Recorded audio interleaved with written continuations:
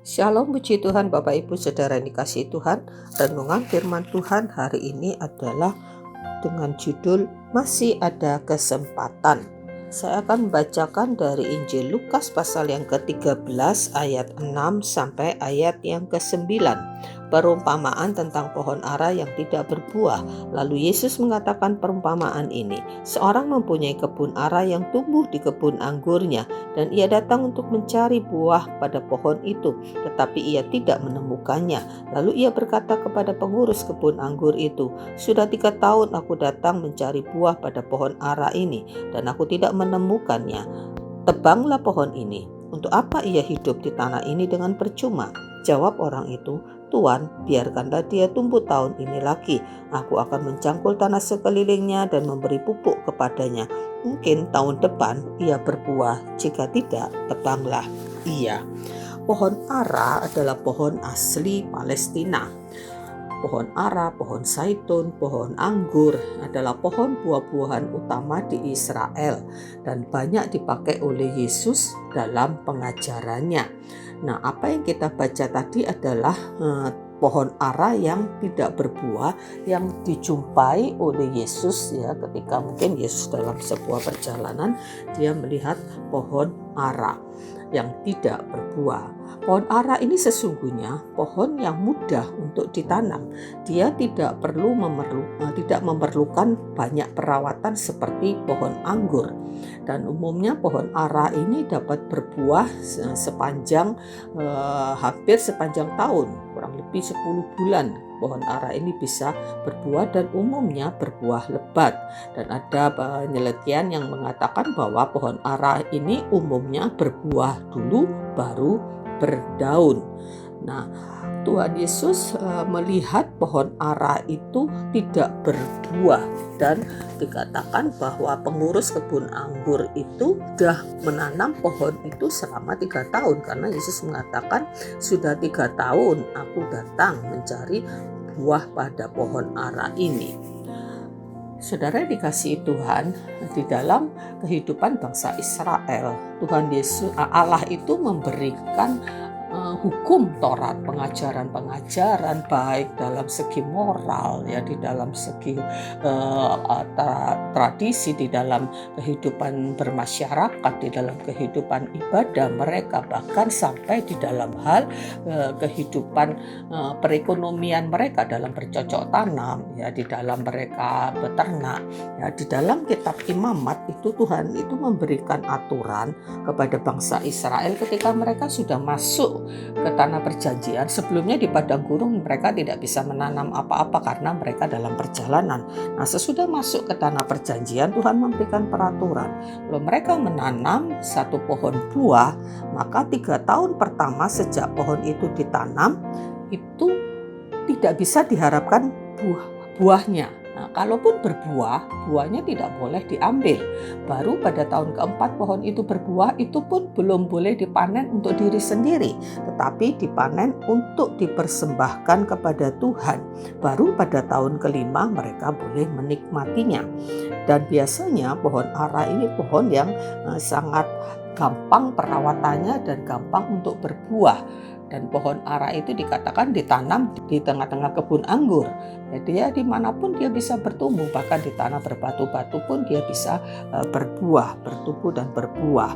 Nah, apa maksud dari perumpamaan ini? Tentu ini menggambarkan sebuah pengajaran ya, bahwa kehidupan orang percaya itu adalah sama seperti kehidupan sebuah pohon yang harus menghasilkan buah. Sebagaimana di Injil Yohanes 15 juga Yesus menggambarkan kehidupan orang percaya itu seperti pohon anggur, di mana ranting-ranting yang melekat pada pokok anggur itu harus menghasilkan buah.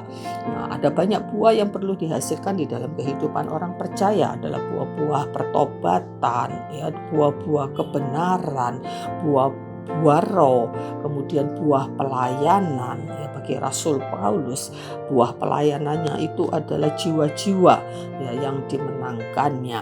Nah, bagaimana ya dengan kehidupan kita? Adakah kehidupan kita ini sudah menghasilkan buah-buah? Adakah kehidupan kita ini sudah menghasilkan sesuatu yang bisa dinikmati oleh orang lain? Buah itu untuk dinikmati. Nah, pengurus kebun anggur ini yang dikisahkan di dalam ayat yang kita baca tadi, ya, di mana ketika Yesus melihat bahwa pohon ara itu tidak berbuah, Yesus mengatakan tebang pohon itu. Untuk apa ia hidup? Ya, dengan percuma.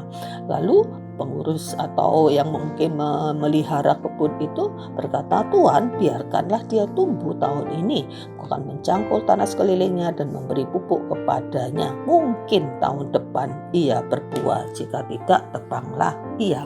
Jadi pengurus kebun anggur ini masih berusaha untuk bisa membuat pohon ara ini berbuah dengan cara mungkin dipelihara lebih baik, diberi pupuk, padahal sesungguhnya pohon ara itu tidak memerlukan pupuk.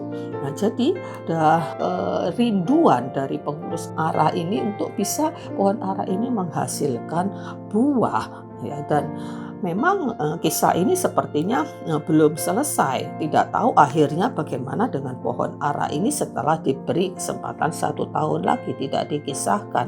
Ya, apakah pohon ini kemudian menghasilkan buah sehingga tidak jadi ditebang, ya, atau pohon ara ini tetap tidak berbuah. Dan kita pasti tahu ya, sesuai dengan janji daripada pengurus kebun ara itu, jika tidak berbuah ya biarlah itu ditebang.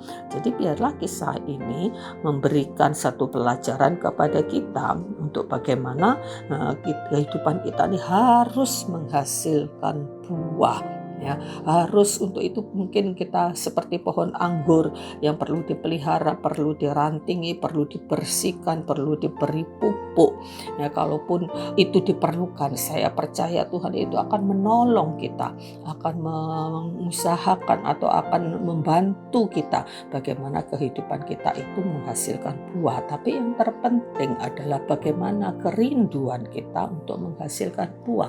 Tuhan sudah menanamkan benih yang baik di dalam kehidupan kita, benih-benih ilahi yang memungkinkan kita untuk bisa menghasilkan buah-buah. Jadi mari Bapak Ibu Saudara yang dikasihi Tuhan, kita tidak tahu Tuhan sampai kapan Tuhan memberikan kesempatan kepada kita. 1 tahun lagi kah? 2 tahun lagi kah, 10 tahun lagi kah, 20 tahun lagi kah? Tetapi yang pasti Tuhan ingin kehidupan kita itu untuk menghasilkan buah.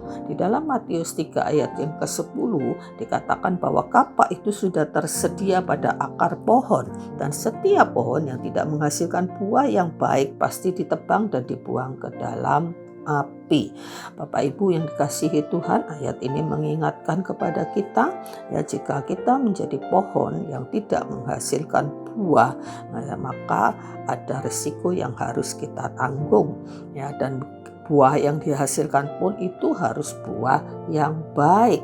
Saat penebangan ya pasti akan datang, tidak ada pilihan lain bagi kita ya selain berbuah, dan tidak sekedar berbuah tetapi menghasilkan buah yang baik. Saya percaya ya, seperti kisah di dalam Yohanes 15 ya, ranting itu yang tidak berbuah ya, tapi dia melekat pada pokok anggur, dia tidak akan dipotong dan dibuang kemudian dibakar ya.